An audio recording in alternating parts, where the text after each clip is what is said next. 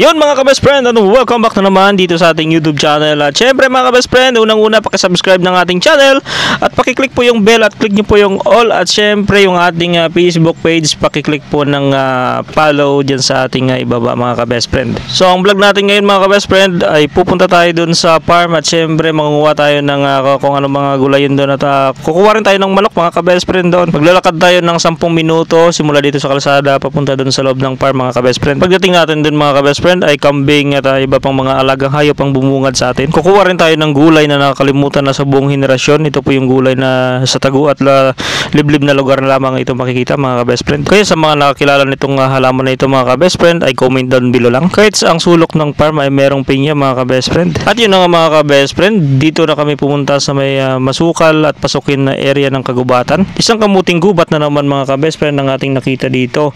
Ito ay nalimutan na sa buong henerasyon ng mga tao. So ayan, binungkal na namin mga ka-best friend para makita ang tinatawag nating ilos kung sa kanilang lingwahe. Ewan ko lang sa inyo mga ka-best friend kung ano tawag dito, pero comment down below na lang kung alam niyo ang tawag dito sa inyong lugar. At hindi lang doon mga ka-best friend, ang farm na ito ay ang napakadaming manok mga ka-best friend. Ang tawag sa manok na ito mga ka-best friend ay hulo kung tawagin. Napakatangkad ng manok na ito at mataba mga ka-best friend. Kaya sa pagkakataong ito ay sinimantala namin manghuli ng manok na kung saan ay dadalhin namin mga ka-best friend.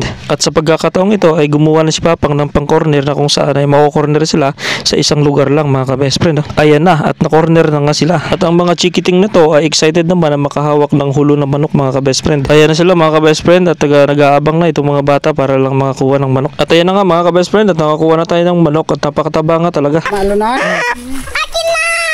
Uy, basi makalabas. Akin yung isa. Tara, baka mabitawan nyo.